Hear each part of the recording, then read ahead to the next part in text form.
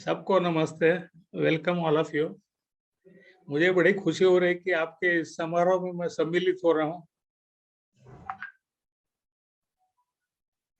Acupuncture is called as traditional Chinese medicine. इसको traditional Chinese medicine कहते हैं, लेकिन मैंने खुद चाइना में ये दावा किया कि it is Indian medicine not Chinese medicine. 1995 में चाइना में एक विश्व परिषद थी कि how to live 100 years with the help of acupuncture, acupressure, and I am happy to tell you कि I was awarded as the best speaker in that conference. उसके बाद चाइना पत्रकार संघ ने, China TV international, China radio international सब ने मेरा interview लिया। वहां उन्होंने मुझे बोला कि doctor Lohia, we are thankful to you that you are popularising Chinese medicine in your country. मैंने कहा sorry madam, rather I am thankful to Chinese people and Chinese government for having accepted my Indian medicine in your country. Naturally it was shocking for them. मैंने वहाँ China में दावा करना कि Indian है, it was bit shocking for them. उन्होंने मुझे पूछा कि आपके पास प्रूफ क्या है? हमारे पास बहुत सारे प्रूफ्स है। इंडियन ट्रेडिशन और कल्चर में जितने भी है, जैसा कि फॉर एग्जांपल यहाँ बिंदी लगाते हैं हम, extra 1 point of acupuncture which is best point to treat brain and lungs। और इंडियन औरतें यहाँ जो कुमकुम लगाती है, यहाँ कुमकुम लगाती है, उसका कारण वो है। दूसरी बात, अकॉर्डिंग टू अध्यात्म, जो बात आपने की थी, अपना आत्मा जो रहता है, soul resides at this level. तो हम जब बिंदी लगाते हैं तो you are stimulating not only your brain but also your soul.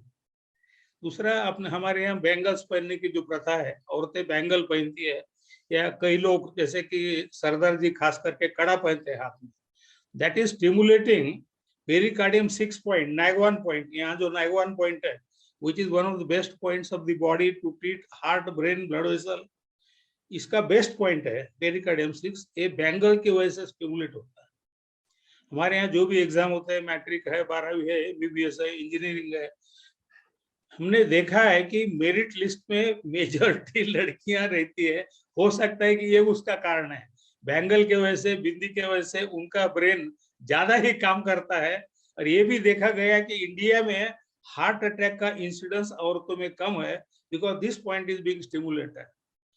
मोर और according to wrist ankle acupuncture, ये जो लाइन है, this line, it is stimulating upper half of the body, यानी यहाँ से लेके नाभि तक जो भी बीमारी है उसको इसका फायदा होता है। कान चुबाना, एक कान जहाँ चुबाया जाता है, it is Indian innovation. India is the largest peninsula in the world. हमारे यहाँ कई लोग फिशिंग करते हैं। फिशिंग करने वाले लोगों ने ये जाना कि यहाँ अगर कान को होल करते हैं तो सूर्यास्त के बाद ज्यादा देर तक वो फिशिंग कर सकते हैं। And according to acupuncture, this is eye point, centre of pinna is eye point, और यहाँ प्रिक करने की वजह से दृष्टि बढ़ती है। और पर्टिकुलरली इन हिंदू रिलीजन, जैसे ही चाइल्ड पैदा होता है उसके कान को यहाँ फोल्ड किया जाता है। अंगूठे में या बाजू के उंगली में गहना पहने जाता है, जुड़वा बोलते हैं उसको। That is also related to liver and spleen. Liver is related to sex. कई चीजें हैं, जैसा हमारे यहाँ पायलिया पहनती है औरतें। पायलिया जो पहनती है, पायलिया, they are stimulating spleen 6 point, which is 4 finger above medial malleolus, and spleen 6 is a distal point for perineum। औरतों में मेजोरिटी प्रॉब्लम जो आते हैं उनके, they are related to menstrual cycle. तो जो पायलिया पहनी जाती है उससे स्प्लीन 6 point स्टिमुलेट होता है। ऐसी कई बातें हैं। महाभारत में भीष्माचार्य को बाणों की शैया पे सुलाया गया था जिंदा रखने के लिए, क्योंकि दक्षिणायन चालू था। भीष्माचार्य लीगली ही was the last successor of the kingdom. Not only that, Pandava Kaurava दोनों भी उनको बहुत प्यार करते थे। कृष्ण भी उनके भक्त थे भीष्माचार्य के। वो किसको भी बोल सकते थे कि अरे कृष्ण, मुझे उत्तरायण तक लेटना है, आराम करना है, आई हैव गॉट इच्छा मरण, मुझे डनलॉप का गालीचा ला के दो, कश्मीर का गालीचा ला के दो, पर्शियन गालीचा ला के दो, कोई भी लाके देता था। Not only अर्जुन और दुर्योधन और कर्ण, बट इवन भीष्मा, कृष्ण उनको दे सकते थे। लेकिन उनको बाणों की शैया पे लिटाया गया। What I have claimed is, बाणों की वजह से पीठ पे जो डीयू मेरिडियन है पीठ के सेंटर में, which is related to brain and spinal cord, that was stimulated and Bhishmacharya was kept alive. Ramayan में एक संदर्भ है कि दशरथ को पुत्र प्राप्ति नहीं हो रही थी, महाराष्ट्र के विदर्भ से एक डॉक्टर को बुलाया गया, उसने उसके बॉडी पे एक होल किया। संदर्भ ऐसे ही है कि बॉडी पे एक छेद किया और उसके बाद राम लक्ष्मण भरत शत्रुघ्न पैदा हुए। एनीवे, कहने का मतलब एक ये इंडियन इन ओरिजिन है। इवन अभी मैं एडवांस एक्यूपंक्चर में जो पढ़ाता हूँ, जो कंसेप्ट, वो सभी कंसेप्ट हमारे यहाँ देहात के लोगों को पता है, क्योंकि that is Indian in origin. For example, अर्धांग वायु को, hemiplegia is called ardhang vayu. Vayu means wind. According to acupuncture, if the body is wet, अगर शरीर गीला है और उसको हवा लग गई तो पैरालिसिस हो सकता है। और हमारे यहाँ मराठी में, हिंदी में उसको हम अर्धांग वायु बोलते हैं, हिमप्लीजिया को। ये जो कंसेप्ट है, इसलिए हम, यह हमारी हिंदी भाषा में कुछ ये है, जैसा हम कहते हैं गुस्से से अंधा हो गया। लीवर में अगर फायर बढ़ गया है तो गुस्सा आता है, and liver is related to eye. अगर फायर बहुत ज्यादा बढ़ गया है तो person can become, all of a sudden person can become blind, जिसको हम एलोपैथी में ऑप्टिक न्यूराइटिस कहते हैं। ऐसी कई चीजें हैं। खुशी से पागल होना, अब हमारे भाषा में शब्द है। अब ज्यादा खुशी हो गई, excess joy damages the energy of heart, indirectly energy going to brain, and person can become पागल। ये एक्यूपंक्चर का कंसेप्ट है। हमारे यहाँ देहात के अनपढ़ लोगों को भी ये पता है कि खुशी से पागल होना, गुस्से से अंधा होना। या हमारे यहाँ महाराष्ट्र में अगर बर्निंग यूरिन किसको होता है, समर में लोगों को due to excess heat burning urine होता है, तो उसको, जिसको हम एलोपैथी में यूरिनरी ट्रैक्ट इन्फेक्शन कहता है। देहात के लोग हमारे यहाँ उसको उनाड़ी कहते हैं।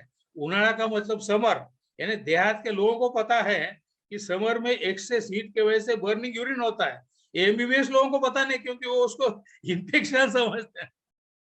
In short, acupuncture is Indian in origin. और मैंने ये भी कहा है कि एक्यूपंक्चर इज इन द, जैसे कर्ण को महाभारत में दो माताएं थी, एक माता ने जन्म दिया, कुंती ने, राधा ने बड़ा किया। तो India is in the role of Kunti, the first mother, जिसने पैदा किया लेकिन भुला दिया, गंगा में बहा दिया। And China is in the role of second mother, Radha, जिसने उसको पाला पोसा बड़ा किया। एक्यूपंक्चर के जो भी रिसर्च हुए एक्यूपंक्चर पे, वो चाइना में हुए, इसलिए China is officially known as the mother, इसलिए that is called traditional base. तो वी शुड बी प्राउड, और हमारा सबका एक कर्तव्य है कि because it is Indian in origin, हमारा ये दायित्व है कि हमने इसको, सब लोगों ने मिलके इसको पॉपुलर करना चाहिए। देन नेक्स्ट, मैं खुद, जैसा रंजन जी ने बोला कि मैं खुद एलोपैथी का डॉक्टर हूँ। मैं अकेला नहीं, मेरे बेटे भी दोनों एलोपैथी के डॉक्टर है, मेरी बीवी भी एलोपैथी के डॉक्टर है, बहू भी डॉक्टर है। मेरा बहुत बड़ा मैटरनिटी एंड सर्जिकल हॉस्पिटल था। एलोपैथी की प्रैक्टिस बहुत अच्छी थी, मैंने छोड़ दी। मैं जहां भी जाता हूँ, मेरे पूरी दुनिया में लाइव इंटरव्यू हुए, इंक्लूडिंग बीबीसी लंदन। लंदन में इंटरव्यू हुआ लाइव, बीबीसी लंदन। वहां भी मुझे पूछा गया कि आप एलोपैथी के डॉक्टर होते हुए आप एक्यूपंक्चर की तरफ क्यों आए। Allopathy is also very good science. मैं खुद एलोपैथी का डॉक्टर हूँ, लेकिन दुनिया में कोई भी मेडिकल साइंस ऐसा नहीं है कि जिसको सिर्फ फायदा ही फायदा है, कोई लिमिटेशन या नुकसान नहीं, ऐसा कोई। जैसे हर कॉइन को टेल और हेड दोनों साइड रहते हैं, हर मेडिकल साइंस में। इसलिए जब मुझे पूछा जाता है कि which is the best system, which is the best pathy, ऐसे क्यूरोपैथी इज द बेस्ट पैथी। जो पैथी से पेशेंट अच्छा हो सकता है वो अच्छी है। कुछ केसेस में एलोपैथी अच्छा है, किसमें होम्योपैथी अच्छा है, किसमें आयुर्वेद अच्छा है, किसमें एक्यूपंक्चर अच्छा है। We have to practice as a holistic medicine. Curopathy यानी जो सिस्टम पर्टिकुलर पेशेंट को उसकी बीमारी में लाभदायक है, उसको रिकमेंड करो। And second pathy is sympathy. Doctor should have sympathy for the patient, and unfortunately this sympathy is missing, क्योंकि day by day a medical science, no more it is a profession, it is being a business. तो हमारा कर्तव्य है कि इसको business से हटा के वापिस प्रोफेशन। एलोपैथी में मैंने पैसा काफी कमाया, लेकिन मानसिक समाधान नहीं मिला। चला नहीं जो है, मुझे ऐसा लगता था कि हम सिम्टम्स का ट्रीटमेंट कर रहे हैं, जड़ का नहीं कर रहा है। अनफॉर्चुनेटली एलोपैथी में 90% बीमारी का हमको जड़ का ही पता नहीं। लंदन में मेरे लेक्चर्स थे, रॉयल कॉलेज ऑफ फिजिशियंस, वहां मैंने कहा कि हम एलोपैथी के डॉक्टर खुद को बहुत सुपीरियर समझते हैं, लेकिन ऑनेस्टली अगर हम सोचते हैं तो एक्सेप्ट बैक्टीरियल इन्फेक्शन हम एक भी बीमारी को क्योर नहीं कर सकते एलोपैथी में। बाकी को सिम्टोमेटिकली हम दबाते हैं। जैसे जमीन से घास आती, जितना घास दिखता है उसको काटते हैं, घास और आती फिर उसको काटते हैं, यानी जिंदगी भर मरीज को दवा लेते रहना। This was the main reason जिसकी वजह से मैंने एलोपैथी को टाटा बाय बाय किया। और क्योंकि एक्यूपंक्चर में अगर एक्यूपंक्चरिस्ट का नॉलेज अच्छा है, पर्टिकुलरली 5 एलिमेंट्स का, पल्स डायग्नोसिस, टंग डायग्नोसिस, 5 एलिमेंट, ये अगर बेस पक्का है इन यांग, तो एक्यूपंक्चर वाला बीमारी की जड़ को ढूंढ सकता है और उसको ट्रीट कर सकता है। आप सब एक्यूपंक्चरिस्ट है, मोस्ट ऑफ यू। जो नहीं है उनके लिए कि अपने शरीर में अकॉर्डिंग टू एक्यूपंक्चर अपने शरीर में 14 मेरिडियन रहते हैं। ब्लड वेसल में जैसे ब्लड फ्लो होता है, वैसा मेरिडियन में एनर्जी फ्लो होती है, जिसको चाइनीज भाषा में ची कहते हैं। Except allopathy, all medical sciences believe the existence of energy in the body. मुझे एक पत्रकार ने पूछा कि आप एलोपैथी वाले एनर्जी को बिलीव क्यों नहीं करते, या प्राण को बिलीव क्यों नहीं करते। जैसा एलोपैथी में we are treating only body, in acupuncture और other Indian sciences we are treating body, mind and soul all taken together with emotions. Allopathy में हम उसको डेड बॉडी समझते हैं, जैसे as if it is a machine. तो पत्रकार ने मुझे पूछा कि आप एलोपैथी वाले एनर्जी को, प्राण को बिलीव नहीं करते। मैंने कहा भाई, हम मेडिकल कॉलेज में डेड बॉडीज को डिसेक्ट करके साइंस सीखते हैं, और डेड बॉडी को ना तो प्राण है ना तो एनर्जी है, हम इसलिए बिलीव नहीं करते। बट वेदर वी बिलीव और not, energy does exist. Indian sciences, most of them are energy based sciences which believe in soul as well as energy. So number one, as I told you, we can find out the root cause of the disease in acupuncture and treat. दूसरी बात, मैंने allopathy छोड़ने का दूसरा एक main कारण कि allopathy में हम क्या करते हैं कि पेनफुल कंडीशन जो है वहां हम पेन किलर देते हैं। जैसा घुटने का दर्द है, कमर का दर्द है, गर्दन का दर्द है, हम एक्सरे हमारा करते हैं, पेशेंट को बोलते हैं लैक ऑफ लुब्रिकेशन है, डिस्क पतली हो गई वगैरह वगैरह, and we are giving pain killer. Patient is happy. मैं यही करता था, पेशेंट्स मेरे खुश थे, लेकिन मैं खुश नहीं था। मुझे लगता था कि समवेयर और the other I am cheating my people. मैं उनको बोलता हूँ कि आपको घुटने में पेन, ऑयल नहीं है इसलिए पेन हो रहा है, और मैं दे रहा हूँ pain killer. What is pain killer? वो ऑयल बढ़ाता है क्या? नहीं बढ़ाता। पेन किलर क्या करता है? आपके ब्रेन को डिसेंसिटाइज करता है, यानी जो दर्द है वो सेंसेशन ब्रेन तक पहुंचने नहीं देता। ये तो गलत बात है, इसमें फायदा क्या है? गलत बात है। जैसे आपके घर में कोई सांप निकला तो ट्रीटमेंट क्या होना चाहिए कि सांप को मारो पकड़ो। हम क्या बोलते हैं, आंखें बंद करो तो आपको सांप दिखेगा नहीं, आंखें के बंद करोगे सांप दिखेगा नहीं, आप खुश हो जाएंगे, लेकिन सांप काटेगा नहीं, इसकी गारंटी क्या है? So pain killer, actually pain killer मैं routine I am not using pain killer to suppress pain, because my principle is don't suppress pain, find out the root cause of pain and treat it. Pain is a boon, pain एक वरदान है। आपके body में कहीं कुछ बीमारी होती है तो आपको दर्द होता है, by way of the pain body आपको एक इशारा करती है कि there is something wrong, go to doctor, find what is wrong and get it treated. Pain को दबाना एक गलत है। In very very exceptional conditions, कि जैसा मेरा अभी लेक्चर है, मुझे बहुत दर्द है, for the time being I may pain killer, मैं लेता नहीं, एक उदाहरण दे। But otherwise painkiller I am not using in my practice, though acupuncture has been scientifically proved to be the best painkiller. Acupuncture का पेन किलिंग एक्शन है, it matches with morphine and pethidine, जो allopathy में heart attack का pain या cancer का pain के लिए use करते हैं, उतना अच्छा पेन किलर एक्यूपंक्चर है। इन चाइना एक्यूपंक्चर एनेस्थीसिया करते थे। मैं भी जब एलोपैथी प्रैक्टिस करता था, हमारे यहाँ एक्यूपंक्चर एनेस्थीसिया में मैंने कुछ ऑपरेशन किया, but still I am not using acupuncture as a pain killer.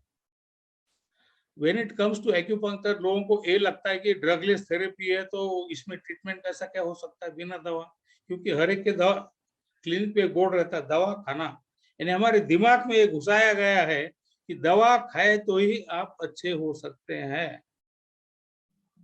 तो लोगों को लगता है कि बिना दवा अच्छा कैसा होगा। तो पेशेंट आपका पूछ सकता है कि कैसा होगा। तो अपनी स्किन जो है उसके नीचे मेरिडियन रहता है। As I told you, blood vessel में ब्लड फ्लो होता है, वैसा इसमें एनर्जी फ्लो होती है। इसमें और कहीं रुकावट होती है, मेरिडियन में कुछ कारण से अगर रुकावट होती है, तो जहां रुकावट हो गई उसके पहले का पार्ट, प्रॉक्सिमल पार्ट में एनर्जी इकट्ठा होती है। That becomes a painful point, जिसको हम एक्यूपंक्चर में आशी पॉइंट बोलते कहते हैं। That is cause of pain. और जहां रुकावट हो गई उसके आगे एनर्जी का सप्लाई कम होता है, उस एरिया में देर में भी टिंगलिंग, नमनेस, झुमझुम होता है, और वीकनेस, और लॉस ऑफ एक्शन, और पैरालिसिस, और वीकनेस। अपनी डे टू डे प्रैक्टिस में दो टाइप के पेशेंट बहुत ज्यादा आते हैं, पेन के और paralysis disorders. Obstruction in the meridian is the main cause. जो हम क्या करते हैं, acupuncture point is like a hole, और जहां आशी पॉइंट रहता है that automatically turns into acupuncture point, क्योंकि वहां स्किन का थिकनेस कम हो जाता है। ये मेरे कोर्सेस में, मेरा नेक्स्ट कोर्स अभी 17 तारीख से शुरू हो रहा है। मेरे कोर्सेस में I teach you all scientific properties. I am the only non Chinese who is professor of acupuncture in China. I was appointed in Beijing meridian research centre China, जहां मेरिडियन पे और एक्यूपंक्चर पॉइंट में हमने काफी research किया हुआ है। Acupuncture point जो रहता है वहां स्किन का थिकनेस कम रहता है। It is as good as a hole. जैसे अपने रूम को एक विंडो है, चोर को अगर आना है तो विंडो में से तुरंत आ सकता है, दीवार तोड़ के नहीं आएगा। वैसा इलेक्ट्रिक करंट या कोई स्टिमुलेशन बॉडी में जाना है तो एक्यूपंक्चर के पॉइंट थ्रू इजीली जाएगा, because there is least resistance. तो in acupuncture what we are doing, ये एक्यूपंक्चर पॉइंट में से निडल अंदर डालते हैं, और जो ऑब्स्ट्रक्शन है निडल को रोटेट करते हैं उंगली से या मशीन से, और उसमें जो रुकावट है वो निकल जाती है। So in pain and paralysis, this is action of acupuncture. Secondly, our body, अपना शरीर पंच महाभूत से तैयार होता है, 5 elements. There are cycles in 5 elements acting. Mother son law है, एक्टिंग साइकिल है, काउंटर एक्टिंग है, ओवर एक्टिंग है। This all I teach in detail in my course. Systemic disorder जो रहते हैं, सिस्टमिक डिसऑर्डर का मतलब कार्डियोवास्कुलर सिस्टम, रेस्पिरेटरी सिस्टम, जैसा heart, kidney, in short heart, kidney, lung, liver, कान, नाक, आंख, इनकी जो बीमारियां हैं, they are called as systemic disorders. Unfortunately allopathy में मेजॉरिटी सिस्टमिक डिसऑर्डर को रूट कॉज का पता नहीं है, इसलिए हम जिंदगी भर, जैसा हार्ट का प्रॉब्लम है, किडनी का प्रॉब्लम है, तो लाइफ लॉन्ग उसको मेंटेनेंस के लिए हम दवा देते हैं। ये डिजीजेस क्योर नहीं हो सकते, क्योंकि हम हार्ट वाले को हार्ट का ही ट्रीटमेंट करते हैं, किडनी वाले का किडनी देखते हैं। अकॉर्डिंग टू एक्यूपंक्चर, कोई भी चीज का, जैसे हार्ट, किसको हार्ट का प्रॉब्लम है, उसकी जड़ दूसरी तरफ रह सकती है। I will give one example. मेरे पास एक वीआईपी आया था, महाराष्ट्र विधानसभा का उपसभापति। उसका हार्ट रेट एकदम कम हो गया, हार्ट रेट वाज 48 पर मिनट। कार्डियोलॉजिस्ट ने उसको बोला कि पेसमेकर लगाना पड़ेगा, क्योंकि पल्स रेट बहुत कम है। So according to allopathy, it is disease of heart. This patient was brought to me. मैंने जब उसको चेक किया, एग्जामिन किया, तो मुझे ये पता चला कि इसका रूट कॉज हार्ट में नहीं है, लिवर में एनर्जी कम है। Liver is mother of heart, so it is the diagnosis is weak mother affecting the heart, weak liver affecting heart. मैंने लिवर की एनर्जी बढ़ाई, बिलीव मी 3 महीने के ट्रीटमेंट में उसका पल्स रेट जो 48 का 72 हो गया। दोबारा उसको कार्डियोलॉजिस्ट के पास भेजा, उसका इलेक्ट्रोकार्डियोग्राम किया।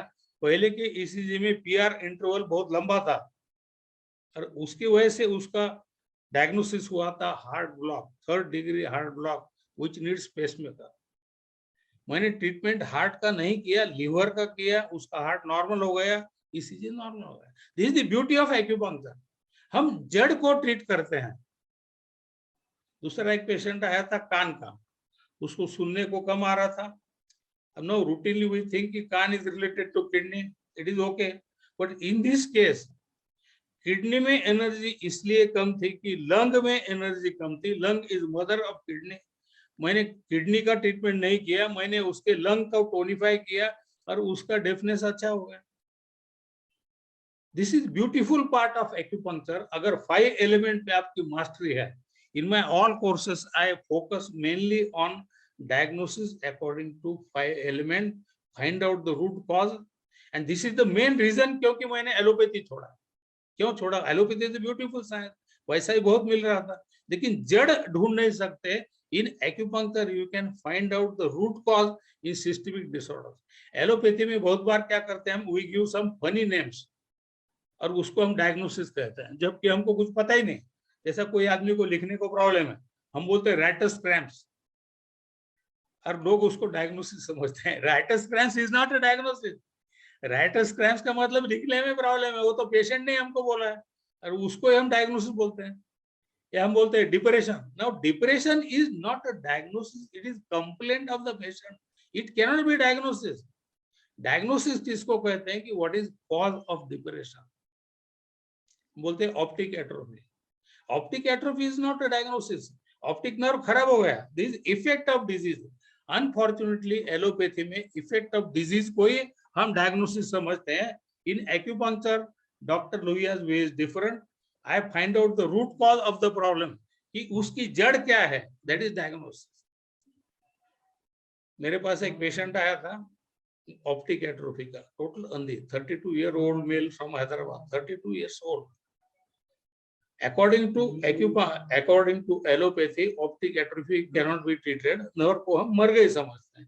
इन एक्यूपंक्चर हम उसको मुर्दा नहीं समझते हैं, हम समझते हैं कि ये अनकॉन्शियस है या सोई हुई है, इसको हिला के उठा सकते हैं। तो उस केस में मैंने उसका जड़ ढूंढा कि इसकी नर्व क्यों काम नहीं कर रहे हैं। Now according to acupuncture, liver supplies energy to eye, but this is effect.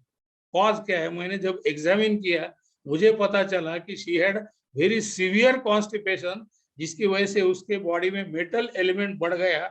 Metal element बढ़ गया, it overacts on wood element.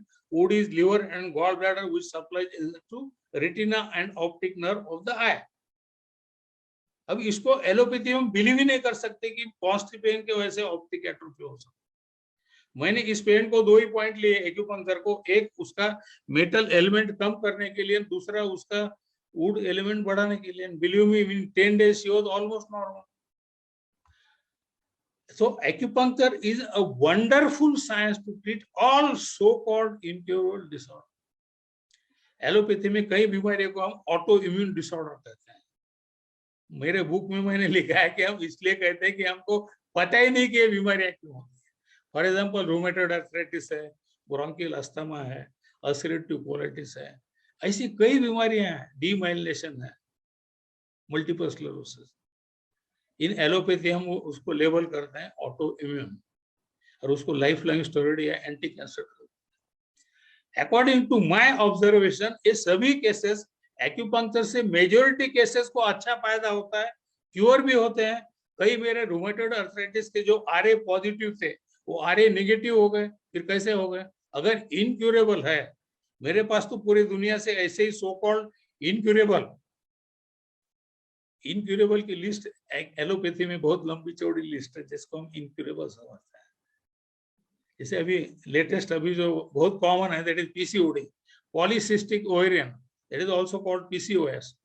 In PCOS ovary में सिस्ट तैयार होती है, it is common in girls, ovary में सिस्ट तैयार होते हैं, मल्टीपल सिस्ट, हार्मोनल इम्बैलेंस होता है और लड़की का मेंस्ट्रुएशन साइकिल डिस्टर्ब होता है या मेंस्ट्रुएशन आता ही नहीं है, मूड स्विंग्स बहुत ज्यादा होते हैं, कभी खुशी गम कभी गम, मोटापा होता है और फेस पे हेयर आते हैं। It is polycystic ovarian syndrome, it is very common. मैं सोच रहा हूँ कि आजकल ये कॉमन क्यों है। पहले तो जब मैं एमबीबीएस कर रहा था, I was practising as a gynaecologist, तब तो पीसीओडी का हमने नाम भी नहीं सुना था। Now it is very common. और एलोपैथी में इसको कोई ट्रीटमेंट, एलोपैथी में हम क्या करते हैं, मेंस्ट्रुएशन नहीं आता है उसके लिए गोलियां हार्मोन की, जब तक ये गोलियां देंगे आएगा, गोलियां बंद किए मेंस्ट्रुएशन बंद होगा।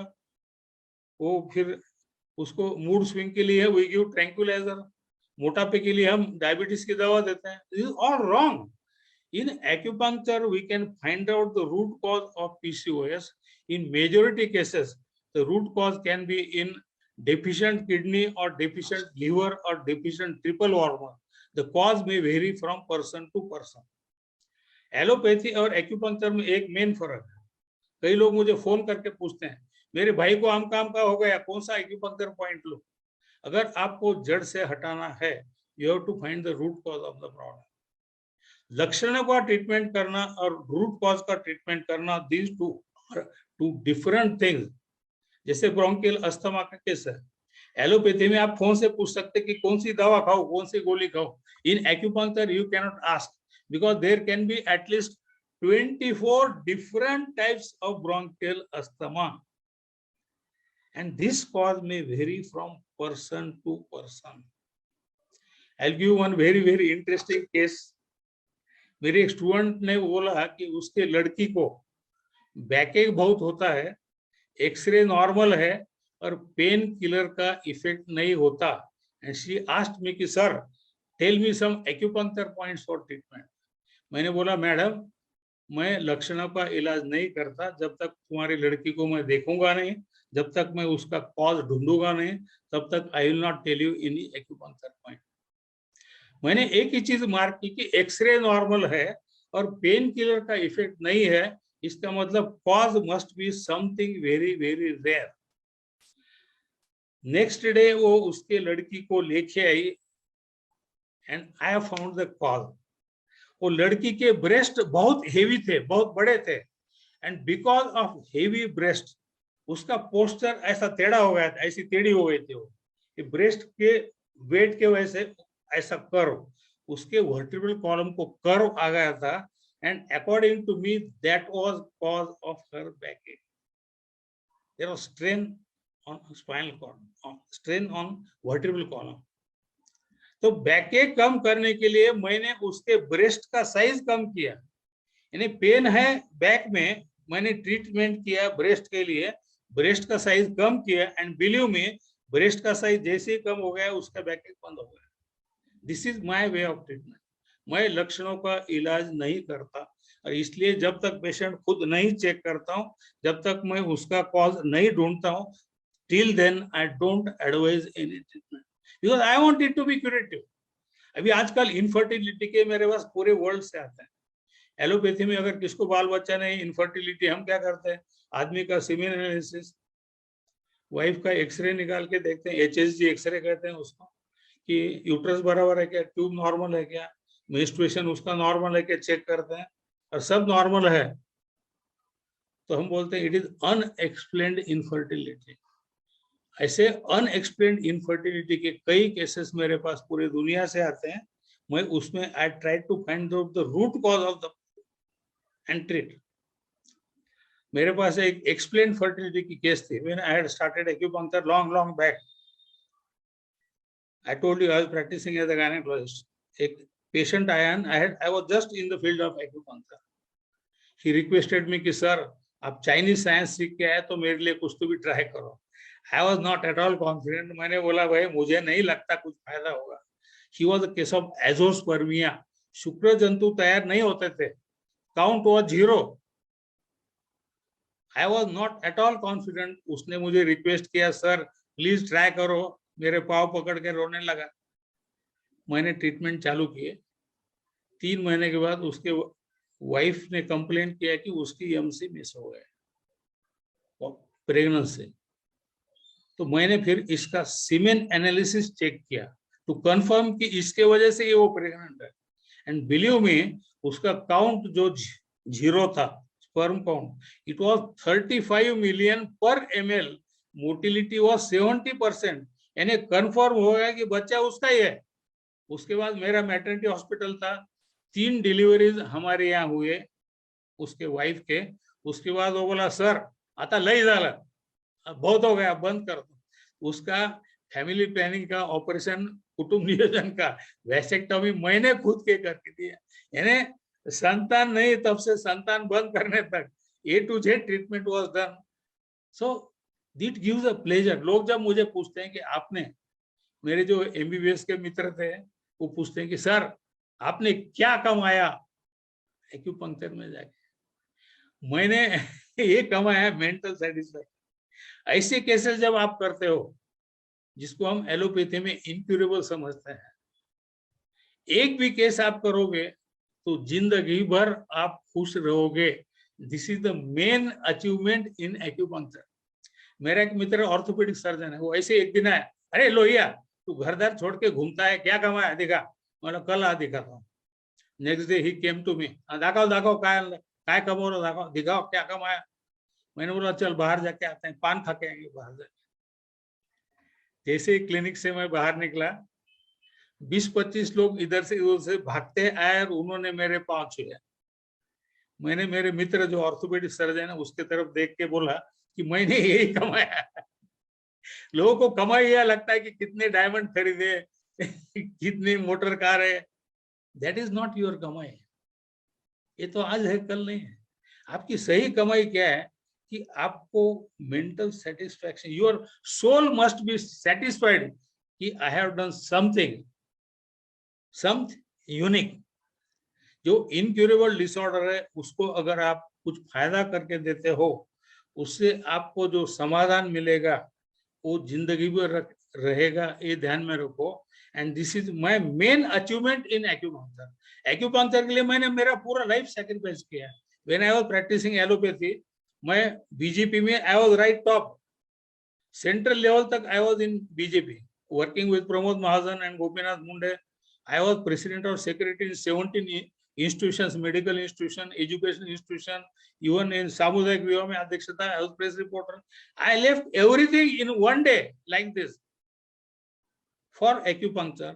That's why I could achieve it. तो आपको भी मेरी ये सलाह है, आपको कुछ अचीव करना है तो आप you will have to lose something. No loss, no gain. This is principle of physics. One more thing. बीमारी का और एक कॉज रहता है, दैट इज डेफिशिएंट इम्यूनिटी और एक्सेस ऑफ बैक्टीरिया। जिन बीमारियों में फीवर आता है, बुखार आता है, बुखार क्यों आता है? 2 चीजें, एक्सेस ऑफ पैथोजन यानी बैक्टीरिया और वायरस अगर बहुत ज्यादा हो गया, इसको हम एलोपैथी में एक्यूपंक्चर में एक्सेस यांग कहते हैं। और डेफिशिएंट इम्यूनिटी, बॉडी की प्रतिकार शक्ति कम हो गई तो normal bacteria can also cause you fever.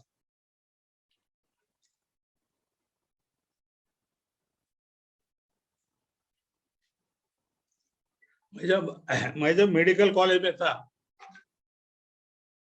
जब हमको ट्यूबरकुलोसिस पढ़ा रहे थे, टीचर ने बोला कि इन ट्यूबरकुलोसिस, पल्मोनरी ट्यूबरकुलोसिस, छाती के टीबी में there is evening rise of fever, शाम को बुखार आता है। मैंने सर को पूछा कि सर ये बुखार शाम को ही क्यों आता है, सवेरे क्यों नहीं आता? सेकंड क्वेश्चन की, टीबी में रात को ठंडा पसीना आता है। मैंने बोला रात को ठंडा पसीना क्यों आता है, दिन में गर्म पसीना क्यों? I was very curious when I was a medical student. Sir ने बोला nonsense, you are not reading the book. It is given in the book of medicine. Go and read the book. मैंने politely बोला sir को कि sir ये book में दिया इसलिए नहीं आता है इसलिए बुक में दिया है. आई डोंट थिंक कि the tuberculosis bacteria are reading our book of medicine. Teacher को बहुत गुस्सा आया, मुझे क्लास में से हकल दिया, बोले जिंदगी में मेरा कभी लेक्चर अटेंड नहीं करना. यानी मेरे क्वेश्चन को उनके पास आंसर नहीं था और पनिशमेंट मुझे दिया गया. इन सभी चीजों का मेरे दिमाग में ऐसे बहुत क्वेरीज थे जिसका एलोपैथी में कहीं भी उत्तर नहीं मिला. जैसा मैंने और एक क्वेश्चन पूछा था कि कैंसर की दवाइयों से कान, by the way in acupuncture we have got answer. According to acupuncture tuberculosis जो होता है वो एक्सेस बैक्टीरिया के वजह से नहीं होता, डेफिशिएंट इम्यूनिटी के वजह से होता है.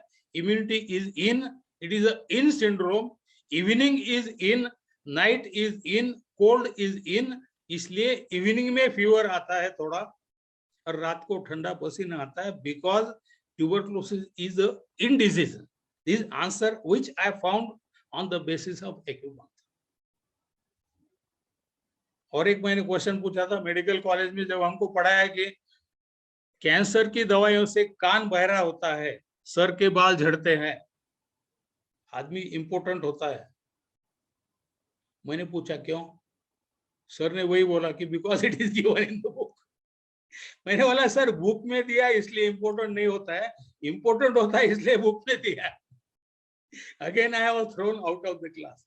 Now on the basis of acupuncture we know the cause. In acupuncture we know कि कोई भी दवा, अब एलोपैथी की सब दवाएं केमिकल रहती है, किडनी में फिल्टर होती है, लीवर में मेटाबॉलिज्म होता है. According to acupuncture liver supplies energy. Liver is also related to erection. Deficient liver can cause erectile dysfunction. Deficient liver can cause optic atrophy according to acupuncture. और kidney की energy कम हो गई, यहाँ के बाल झड़ेंगे, दांत जल्दी गिरेंगे, कान बहरा हो जाएगा, हड्डियों के प्रॉब्लम आएंगे. This we know according. तो कैंसर की दवाइयां से या कोई भी एलोपैथी के मेडिसिन से एक साइड इफेक्ट क्यों होते हैं? बहरापन है. जैसे एलोपैथी में इथाम्बुटाल नाम का टीबी की दवा आती है जिससे कई लोग का ऑप्टिक नर्व डैमेज होता है. एलोपैथी की बुक में इतना ही दिया है कि optic atrophy is a side effect of ethambutol. लेकिन वो साइड इफेक्ट क्यों है ये एलोपैथी को पता नहीं है, बट हमको पता है because we are practice of acupuncture. So if I compare both, acupuncture is much more logical. So अगर कोई आदमी को बुखार आ गया, I told you बुखार may be due to excess bacteria. अब ये कैसे पहचानना? excess bacteria के वजह से अगर फीवर है तो all of a sudden there will be high fever. All of a sudden अचानक बुखार आ जाएगा 102, 103, 104, जैसा मलेरिया में होता है, टाइफाइड में होता है. और डेफिशिएंट इम्यूनिटी के वजह से बुखार आता है तो it will be slow in onset और बुखार कम रहेगा, जैसा पल्मोनरी ट्यूबरकुलोसिस में. एलोपैथी में हम क्या करते हैं? एंटीबायोटिक देते हैं. जैसे for example a patient, a body, A bacteria, A immunity, bacteria बढ़ गए या इम्यूनिटी कम हो गई. एलोपैथी में हम एंटीबायोटिक देके बैक्टीरिया को मारते हैं. एक्यूपंक्चर में हम बैक्टीरिया को कुछ नहीं करते, इम्यूनिटी को बढ़ाते हैं, बैक्टीरिया कम होता है. We can treat all disorders, we can treat all fevers with acupuncture. और बहुत सीवियर रहा तो we can combine both antibiotic with acupuncture. In routine I don't use antibiotic because what is meaning of antibiotic? Anti का मतलब against, bio means life. Antibiotic is a drug which is against life. ये कहाँ लिखा है कि only against life of bacteria or virus? It is against life. कम प्रमाण में लिया बैक्टीरिया मरेगा, ज्यादा प्रमाण में लिया आदमी मर सकता है. जैसे चूहा खाने की दवा है, कम प्रमाण में लिया तो चूहा मरेगा, ज्यादा लिया तो आदमी भी मर सकता है. So routinely I am not using antibiotics. अगर बहुत ही सीवियर केस है, बहुत ही ज्यादा बुखार है, then I may combine antibiotic with acupuncture. But even in routine, with acupuncture alone, you can treat all fevers by way of increasing immunity of the person. Delhi के income tax commissioner Jain, उनके लड़के को cerebral palsy का problem था. Somebody told in Delhi कि go to Maharashtra Dr. Lohia. In allopathy there is no treatment. He can treat your child. Jain साहब ने दिल्ली से औरंगाबाद ट्रांसफर लिया for the treatment of his child. और उनके बच्चे की जब ट्रीटमेंट चालू थी तो मिसेस जैन साहब के वाइफ को खांसी शुरू हो गई और उसमें खून गिरने लगा. शी वॉज टेस्टेड, सभी टेस्ट उसके, यहाँ का एक बहुत बड़ा एलोपैथी का हॉस्पिटल है बजाज हॉस्पिटल, एक्सरे, MRI, उसका ESR, AFB, सब टेस्ट किए गए, Mantoux test. And she was diagnosed as case of pulmonary tuberculosis. Jain साहब का मुझे फोन आया कि भाई वो टीबी की दवाई लेने को बोल रहे, क्या करूं? मैं चालू करूं. I was at Tirupati Balaji that day. When I returned, वो मुझे मिलने को आए, बोले सर ये तो दवाइयाँ खाने से प्रॉब्लम बढ़ गया, ये बंद कर दो दवाइयाँ. ठीक है बंद कर दो, एक्यूपंक्चर से करें. एक्यूपंक्चर में मैंने क्या किया, नंबर 1 उसकी इम्यूनिटी बढ़ाई.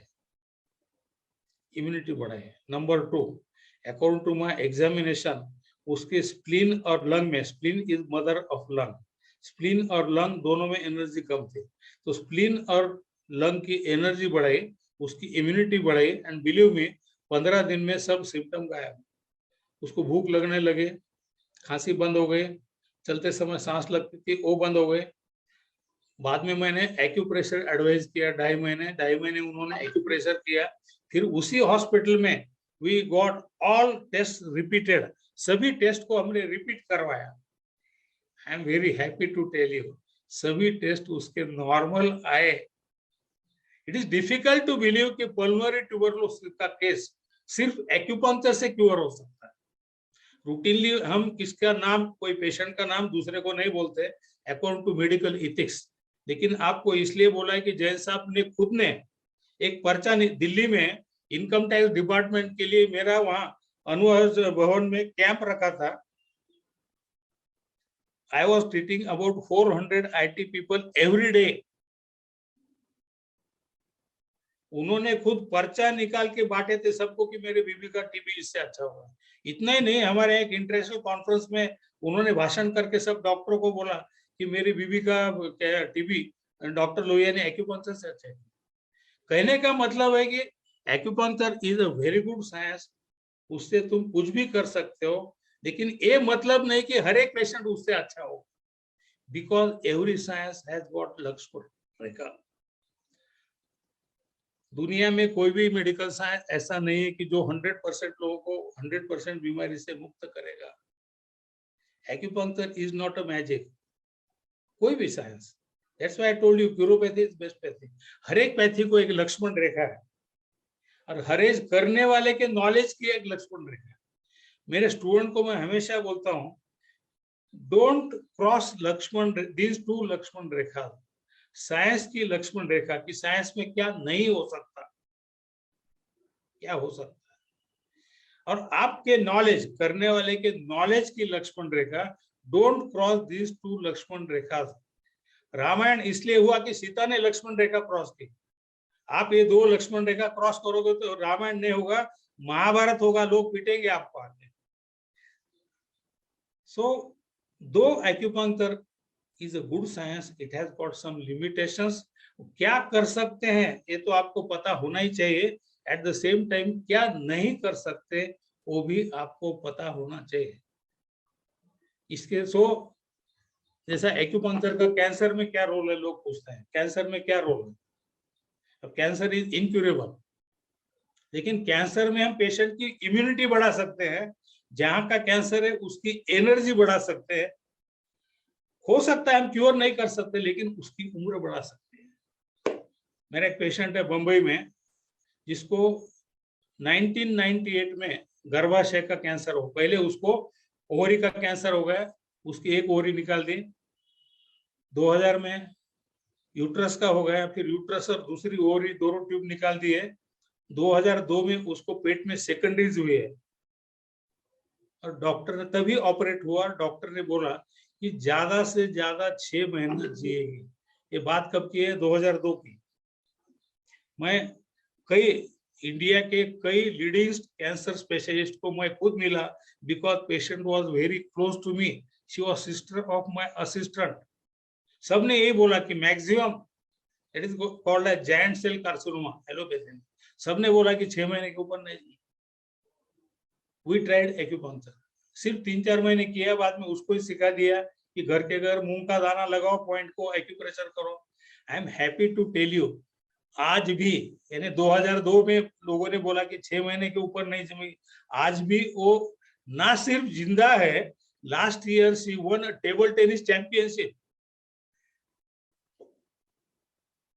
चित्रकार है, अच्छे चित्र निकालते, फिट एंड फाइन। उसका एज अराउंड 60 है अभी, लेकिन अभी भी अच्छी है। This challenge to medical science. Acupuncture में कई ऐसे केसेस हो सकते हैं जो एक्यूपंक्चर में आप एलोपैथी में बिलीव ही नहीं कर सकते। हमारा एक पेशेंट, उसका मोटरसाइकिल का एक्सीडेंट हो गया और 12th थोरेसिक वर्टिब्रा के 6 टुकड़े हो गए, स्पाइनल कॉर्ड पूरा डैमेज हो गया, पेशेंट के दोनों पांव का पैरालिसिस हुआ, यूरिन और टट्टी का कंट्रोल गया। उसको ऑर्थोपेडिक हॉस्पिटल में एडमिट किया, उन्होंने बोला हम ऑपरेट करेंगे। ऑपरेशन टेबल पे लेने के बाद पेशेंट ने पूछा कि ऑपरेशन के बाद मैं चलूंगा क्या? डॉक्टर ने बोला कि अकॉर्डिंग टू मेडिकल साइंस इस जिंदगी में आप चल नहीं सकते, क्योंकि आपका स्पाइनल कॉर्ड पूरा डैमेज हुआ है। ऑपरेशन कैंसिल किया उसने मेरे पास। मैंने उसको बोला according to non medical science आप अच्छे नहीं हो सकते, but according to doctor Lohia known medical science is only 10%, unknown science is 90%. If you want, I can surely try. If you want, I can surely try. मैंने मेरा खुद का एक मेथड चालू किया है, how to rejuvenate the spinal cord. Spinal cord जिसको हम डेड समझते हैं, उसको कैसे स्टिमुलेट करना जिससे वो काम कर सकता है। We tried on that case. Believe me, उसको मैंने बोला अच्छा होगा, इसकी कोई गारंटी नहीं है।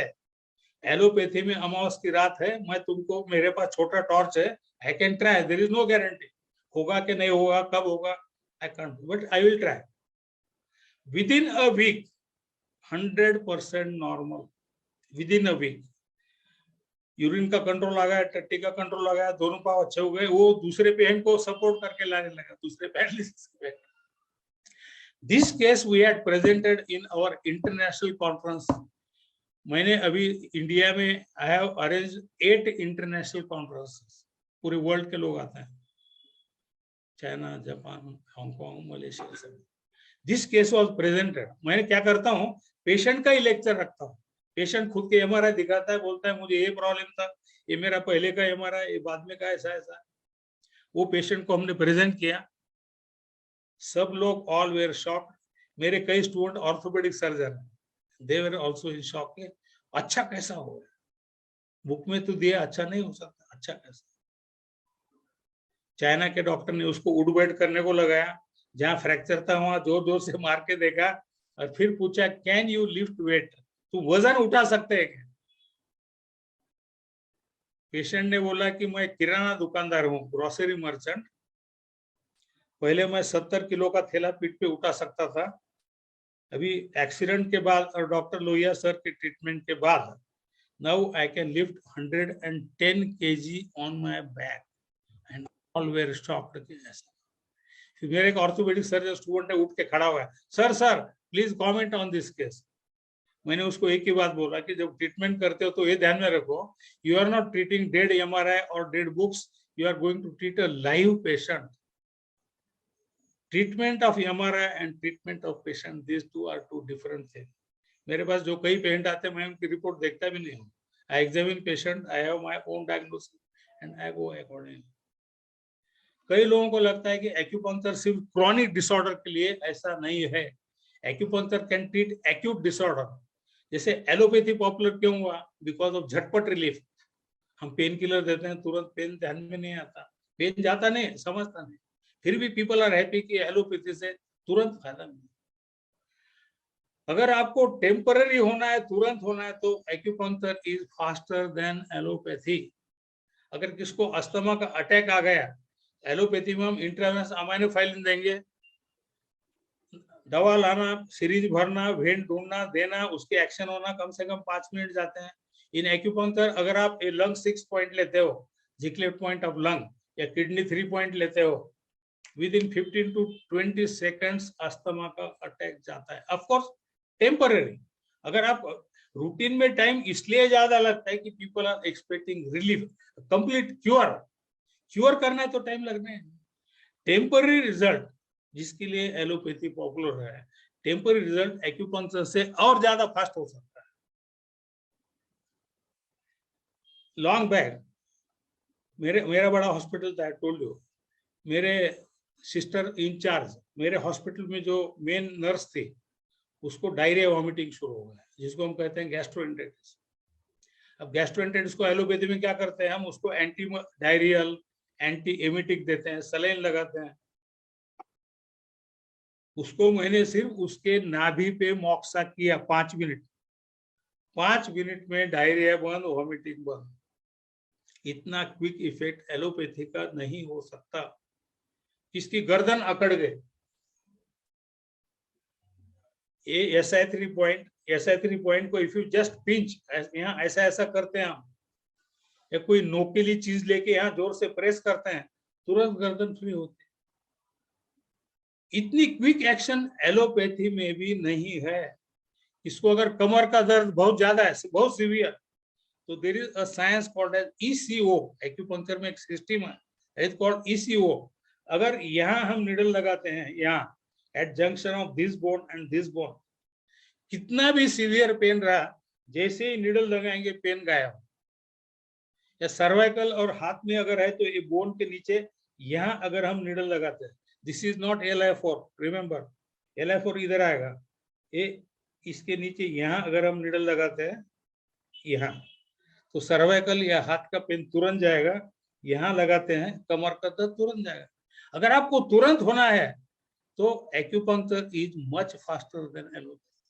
किसको वॉमिटिंग हो रहा है, यहाँ पेरिकार्डियम 6 पॉइंट को प्रेस करने का, नौशिया वॉमिटिंग इमीडिएटली कम होता है, यहाँ प्रेस करना। नौशिया है, वॉमिटिंग है, एंजाइटी है, टेंशन है, यहाँ प्रेस करो, तुरंत कम हो जाता है। सो तुरंत ही होना है तो it is very fast, allopathy से भी ज्यादा फास्ट। तो ये ऐसे ये दिमाग से हटाओ कि acupuncture is useful only for chronic problems. It can use to in acute conditions. इसका ब्लड प्रेशर बहुत ज्यादा बढ़ गया है, लीवर 3, LI11 को तुम नीडल लगाओ, within 10-15 minutes blood pressure will come to normal, of course for time being symptomatic। जड़ से करना है तो you have to find the root cause and treat। इसके अलावा acupuncture can also, I have tried acupuncture even in acute emergencies when patient is about to die। Routinely I am not treating emergencies क्योंकि मैं तो continue घूमता हूँ। I am professor in 16 countries। अभी corona की वजह से ऑनलाइन चालू है, otherwise I am always traveling। मोर मेरा दिल्ली में सेंटर है, दिल्ली में मेरे 2 क्लिनिक है, पटेल नगर में, कल मैं आ रहा हूँ दिल्ली, तो मॉर्निंग फ्लाइट, पटेल नगर में है, लाजपत नगर में है, 3 दिन दिल्ली में हूँ। तो दिल्ली में, बॉम्बे में 4 सेंटर है, सूरत में है, कई जगह। तो I am always travelling, so I am not treating because I am not at one place. But in one case I had tried, मेरे रियल चाची, all of a sudden she became unconscious at the age of 72। she was taken to medical college Ahmedabad, उसका brain का MRI किया and she was declared practically dead। उसको admit भी नहीं किया, उन्होंने कहा it is acute cerebral atrophy, she is about to die, admit नहीं करते हम, तुम लेके जाओ, सब रिलेटिव को इन्फॉर्म करो। That day I was at Delhi, मुझे अंकल का फोन आया कि कम क्विकली। नेक्स्ट मॉर्निंग फ्लाइट से मैं औरंगाबाद आया, कार लेके वहां गया, चाची जहाँ रहती थी, सब रिलेटिव्स गैदर हो गए थे। She was about to go. I thought it is a challenge to acupuncture science, I should try something. नहीं तो इतना पढ़ाई करके, इतना काम करके फायदा क्या है? अगर मैं मेरी चाची को was as good as my mother, अगर इसके लिए कुछ नहीं कर सकता, मेरे नॉलेज का फायदा क्या? Believe me, I stayed there for 4 years. I diagnosed based on acupuncture. My diagnosis was excess phlegm, depression. She was in depression due to liver deficiency, leading to phlegm formation, and phlegm formation blocking the orifice of heart. Heart energy goes to brain. That was cause of her cerebral atrophy according to Dr. Lohia. मैंने on this basis मैंने liver का energy बढ़ाया, फ्लेगम उसका कम किया, heart का orifice को open किया, and I am happy to tell you on 4th day she was totally normal. On 4th day, this is the most difficult case in my life which I have treated. मैंने कहने का उद्देश्य इतना ही है, कई लोगों को क्या लगता है कि acupuncture is only for pain and bad listing. It is not like that. Acupuncture एक बहुत बड़ा साइंस है, जैसा एलोपैथी है, आयुर्वेदा है, होम्योपैथी है. Acupuncture is full fledge science. शुरू में इन 2003 इंडियन गवर्नमेंट ने एक्यूपंक्चर को मोड ऑफ थेरेपी बोल के मान्यता दी थी. उसके बाद हमने डिमांड की, I am chairman of Indian academy of acupuncture science, हमने डिमांड की कि acupuncture should be recognised as a independent medicine. मैंने डिमांड की और भी इंडिया में कुछ लोगों ने की.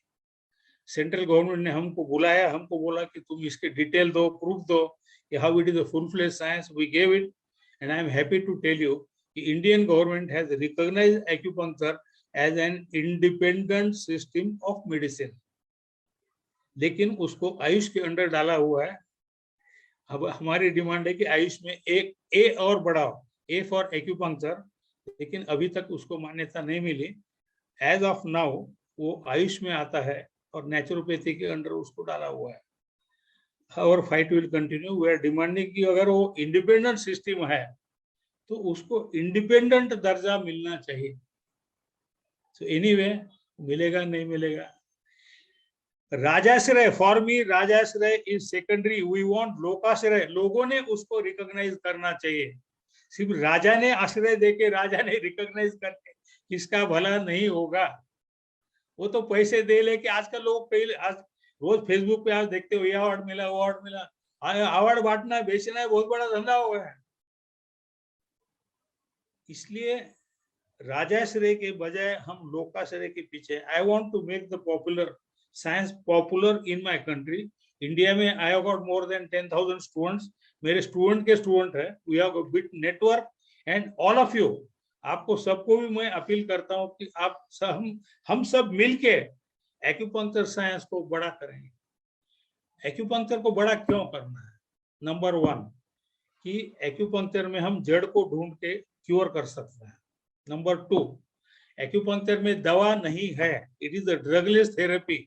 इसलिए दवा के जो साइड इफेक्ट होते हैं, जैसे मैंने कहा कि एलोपैथी में हम केमिकल यूज करते हैं. केमिकल किडनी को खराब करता है, लिवर को खराब करता है. उसकी फिर लिवर खराब हो गया तो आंखें जा सकती, इंपोर्टेंट हो सकता है. किडनी खराब हो गया, बाल जाएंगे, कान जाएगा, हड्डियां जाएंगी, कई साइड इफेक्ट होते हैं. In acupuncture there are no side effect if the acupuncturist take proper precaution. मैं ऐसा नहीं बोलूंगा कि साइड इफेक्ट नहीं है. आप किसके आंख में निडल डाल दोगे तो आंधा होना ही है. If you take proper precaution there will not be any side effect. ये बहुत बड़ा एडवांटेज है. तीसरा बड़ा एडवांटेज, सपोज कोई आदमी को दवा लेना कंपल्सरी, जैसे कैंसर का पेशेंट कीमोथेरेपी लेना ही है, हम क्या करते हैं, उसका कीमोथेरेपी चालू रखते हैं और कीमोथेरेपी की वजह से उसका किडनी और लीवर को जो खतरा है उसके लिए एक्यूपंक्चर से ट्रीटमेंट करते हैं. लीवर की, किडनी की एनर्जी बढ़ाते हैं ताकि chemotherapy for cancer and acupuncture to prevent side effects of. ये भी बहुत बड़ा फायदा है. एक्यूपंक्चर के फायदे ही फायदे हैं. ड्रगलेस थेरेपी है. We can treat the root cause. We can treat side effects of this allopathic or any other drugs. There are many advantages.